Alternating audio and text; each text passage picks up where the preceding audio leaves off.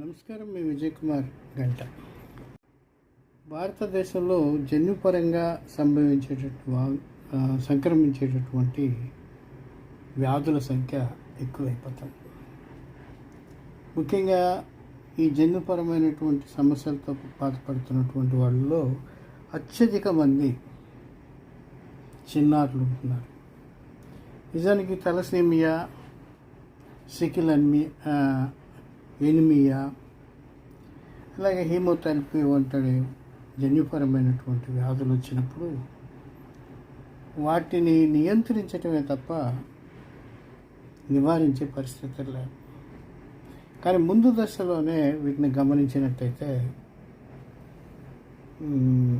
నియంత్రించుకోవటానికి ఆ ప్రభావం ఎక్కువ వారి మీద లేకోకుండా ఉంది. ఎందుకంటే తరచుగా ఈ వ్యాధులు ఉన్నటువంటి చిన్నారులకు రక్త మార్పిడి జరగాల్సినటువంటి అవసరం ఉంది. అది వ్యయ ప్రయాసాలతో కూడుకున్నటువంటి విషయం.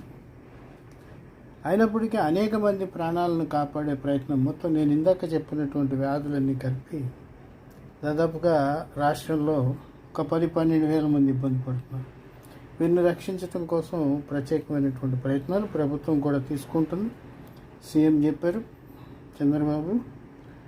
అట్లాగే ఆరోగ్య శాఖ మంత్రి సత్యకుమార్ యాదవ్ కూడా చెప్పారు. రెడ్ క్రాస్ లాంటి సొసైటీలు, ముఖ్యంగా ఎన్టీఆర్ ట్రస్టు తలసేమియా వ్యాధికి గురైనటువంటి పిల్లలను రక్షించేందుకు విస్తారంగా రక్తాన్ని సేకరించడం, విస్తారంగా ప్రజా భాగస్వామ్యాన్ని పెంచడానికి ప్రయత్నం చేస్తుంది. అయితే ఈ రకమైనటువంటి వ్యాధులకు పిల్లలు గురి కాకుండా ఉండాలంటే ముందే జాగ్రత్తలు పాటించాలి. గతంలో మేనరికాల వల్ల అంగవైకల్యం, అంటే మానసిక అంగవైకల్యం, శారీరక అంగవైకల్యం వచ్చాయి. వాళ్ళు చాలా కాలం మంచాలకే పరిమితం అయిపోయి ఉంటారు. చాలా ఇళ్లలో మనం గమనిస్తాం. బుద్ధిమాంద్యంతో ఇబ్బంది పడతారు. ఇప్పుడు ఏంటంటే ఈ ప్రమాదకరమైనటువంటి రక్త సంబంధమైనటువంటి, అంటే రక్తం లేక వచ్చేటటువంటి జన్యుపరమైనటువంటి వ్యాధులు ఎక్కువ అవుతున్నాయి. అందుకని సిబ్లర్స్ అంటే దగ్గర వరుసకి అన్నైనా తమ్ముడైనా కూడా వివాహం చేసేటువంటి సంస్కృతి భారతదేశంలో ప్రబలుతుంది. ఎందుకంటే ఆడపిల్లలు బొరక్క. అట్లాగే మేనరికాలు కూడా ఎక్కువగా చేసుకుంటున్నటువంటి పరిస్థితులు. వీటిని ప్రోత్సహించకూడదు. దీన్ని ప్రోత్సహించడం వల్ల జన్యుపరమైనటువంటి సమస్యలు ఎదురవుతాయి. పుట్టే పిల్లలు ఆరోగ్యవంతులుగా ఉండరు.